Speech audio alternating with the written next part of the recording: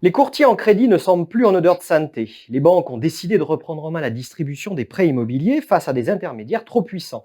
Ils s'occupaient en janvier 2020 de 37% de la production de crédit à l'habitat, une part qui monte à près de 50% en Île-de-France. Si les banques ont les moyens de leurs ambitions, est-ce pour autant la meilleure des stratégies? Les emprunteurs en sortiront-ils gagnants? Objet de la discorde, le taux de commissionnement.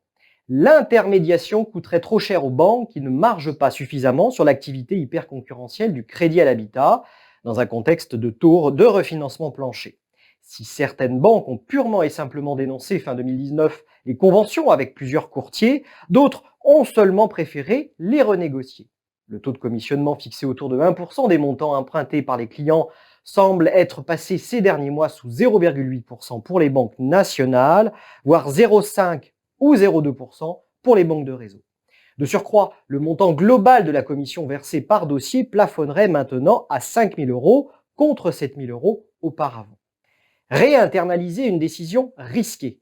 Les équipes en interne doivent être élargies pour traiter le surcroît de dossiers en recrutant ou en redéployant des ressources, sans parler des coûts liés au contrôle de cette activité. C'est un véritable investissement qui arrive au plus mauvais moment pour les banques sursollicitées par les entreprises avec la crise.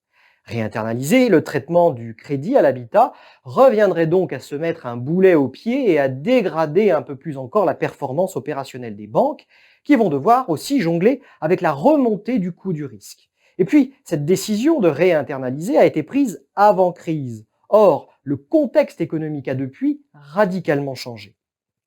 Les courtiers disposent d'une offre attractive. Ils sélectionnent les dossiers des emprunteurs pour accroître l'efficacité des banques en réduisant le taux de refus. Les courtiers transfèrent également des gains de productivité aux banques en automatisant des tâches complexes grâce aux algorithmes ou à l'intelligence artificielle. Génération automatique de pré-demande de crédit, algorithmes de matching améliorés, automatisation des processus de conformité. Bref, la spécialisation du courtier et ses effets d'expérience libèrent du temps aux banques en leur permettant de se concentrer sur ce qu'elles savent faire de mieux. Les courtiers musclent leur jeu.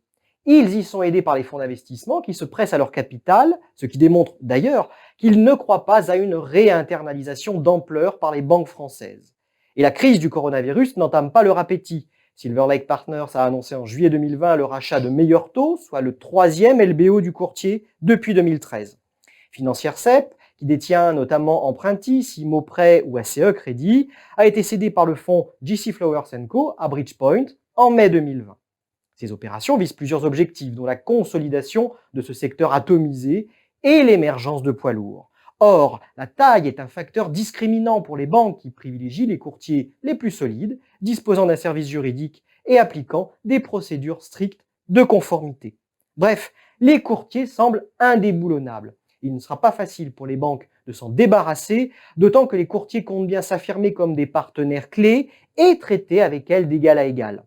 L'augmentation inquiétante du taux de refus des prêts au cours de l'été 2020 a d'ailleurs poussé les professionnels du courtage et plus globalement de l'immobilier à réclamer au gouvernement un assouplissement des règles sur la distribution de crédit en rappelant à raison que la pierre constitue un élément central pour un plan de relance efficace.